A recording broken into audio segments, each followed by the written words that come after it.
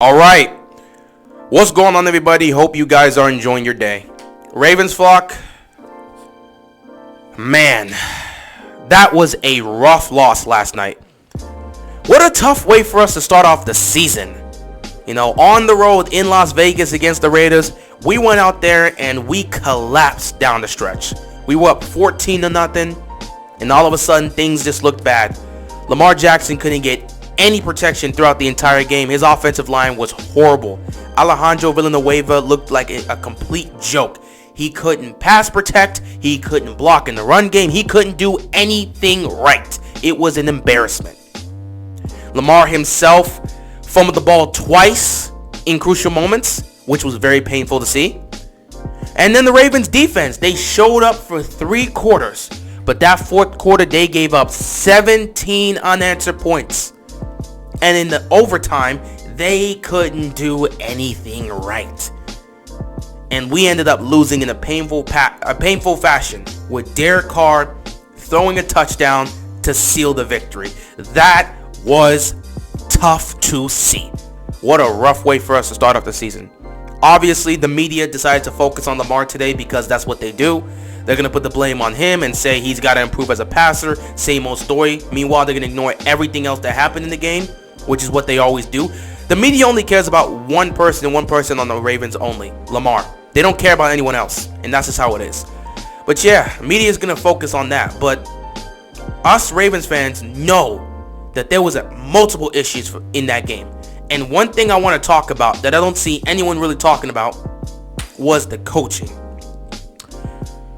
This coaching staff last night embarrassed themselves down the stretch, and they continue to do something they've been doing for the last several years. This coaching staff is showing their inability to make adjustments under pressure. When the game plan is not working for the Ravens, they cannot make adjustments. They stick to their game plan to the end, even if it's not working out. They've done that several times in the playoffs over the last couple years. They did that again tonight. This continues to hurt us, guys. This coaching staff, man, I'm so sick and tired of the coaching staff's inability to make adjustments under pressure. Like, this has to improve. Once again, that happened last night. Greg Roman, I am so tired of you, man. I'm so tired of you. We know what you bring to the table. We know how special your running concept is. We know how great you are in the run game. We know what you've done to our run game. But man, when it comes to play calling, and when it comes to decision making, and when it comes to making adjustments, you cannot do it. You're not doing it, man. Now, last night I saw some positives in the pass game, but I'm putting it out here. Any positive we see from the pass game, I'm not giving that credit to Roman. You brought in 2 guys to fix up the receiving core and help out with this pass game. Team Martin and Keith Williams. Anything that happens with our receivers in this pass game, that credit goes to them, not Roman. This guy, Greg Roman, I'm so sick and tired of him. I'm tired of him. Is he a good offensive coordinator? Yes, he's a good offensive coordinator. What he's able to do for your team's run game is something special. He's had success wherever he's gone. He had success with San Francisco. He had some success with Buffalo. And he's having success here with Baltimore. The guy's a good offensive coordinator. But his flaws are what's keeping this team from getting to where they want to get to.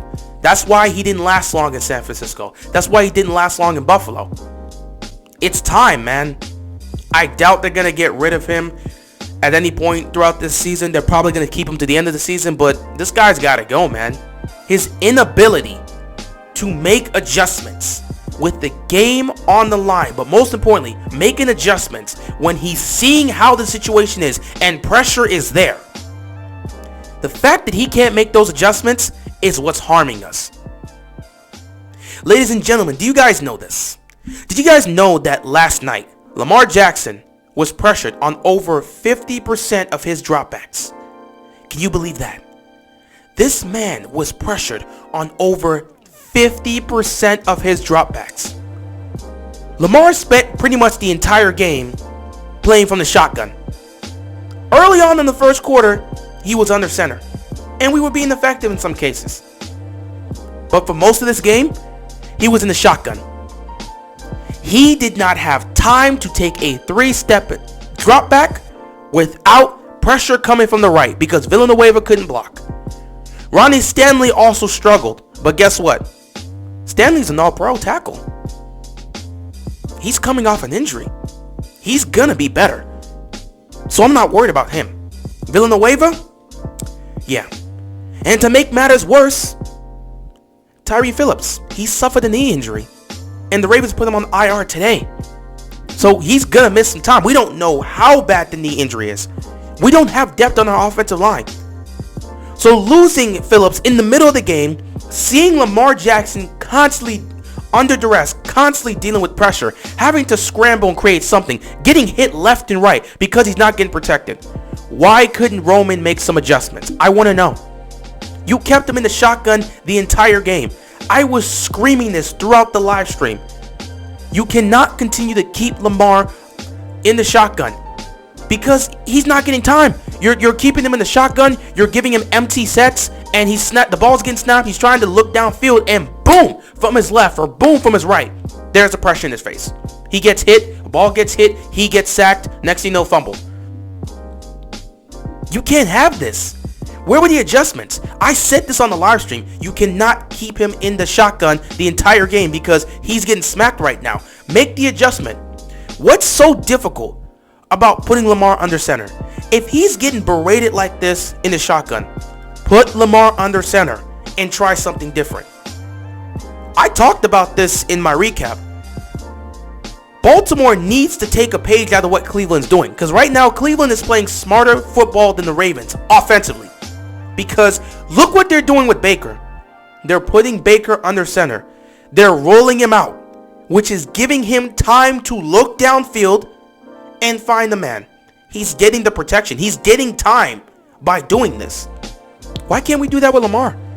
You're keeping him in the shotgun and he's getting blasted left and right. He was getting smoked all day.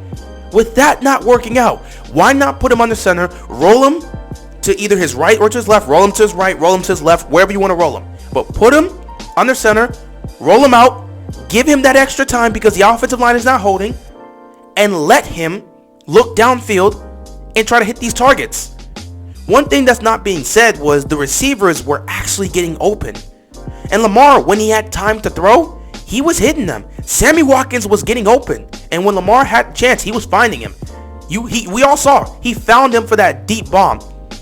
And that was a beautiful throw by Lamar. That was a huge bomb right there. He threw that nearly 50 yards down the field and hit Sammy Watkins in stride. That's what I want to see more of. When he had time, he could find Hollywood, and he would hit Hollywood. Perfect throw. Getting it exactly where it needs to be. Hollywood Brown and Sammy Watkins were killing it. So I like what I'm seeing. We clearly got to see some of those moments last night. We can see what Lamar Jackson can do if he's getting some protection, but the offensive line isn't holding up. So why not make the adjustment? Why not put him under center, roll him out, give him that extra time to look downfield and find something? Why not try to make those adjustments, Roman? Oh wait, you've never been able to do that. You've never made those adjustments. You stuck with your game plan until the brakes fall off. And that's why I'm getting tired of you. The play calling is always suspect when it comes to Greg Roman.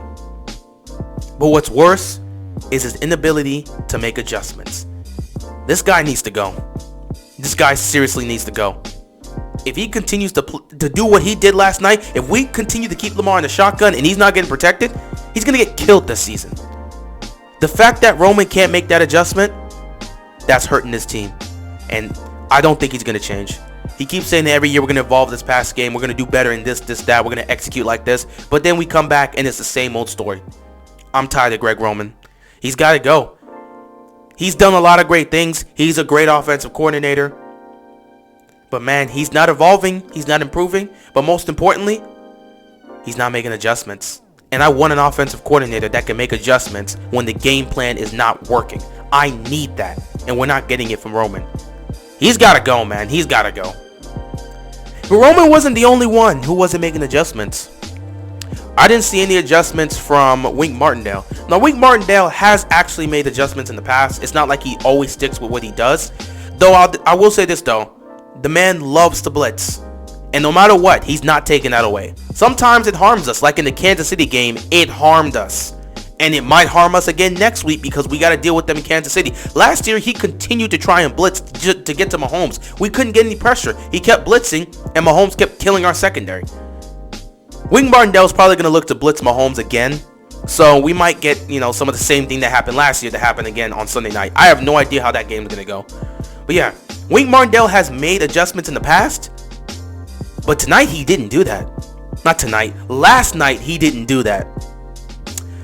Wink Martindale continued to play his same game plan of man coverage. We continued to play man. And shout out to one of my followers who made this comment on my recap video yesterday. Because I was talking about the defense giving up those points.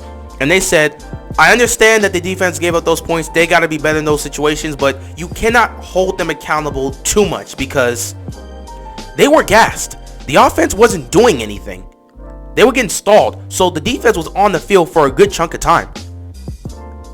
Not to mention, they were playing man coverage while they were gassed. So you can't blame them. And when he said that, I was like, you know what?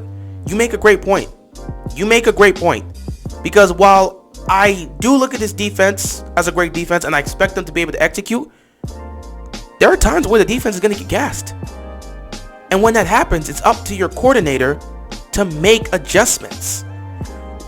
Why did Wink Martindale continue to have our defense play man coverage? They're gassed. It's the fourth quarter. They're tired. But he stuck with man coverage.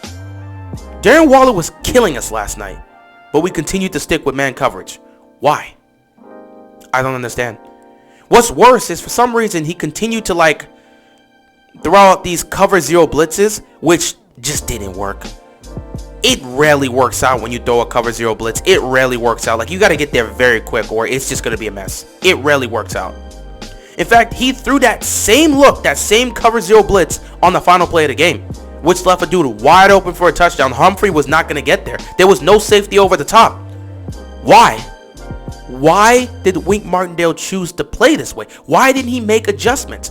Why was his play calling like this? Why did he stick with man coverage throughout the game despite the fact that by the fourth quarter it was not working and they were starting to give up big plays?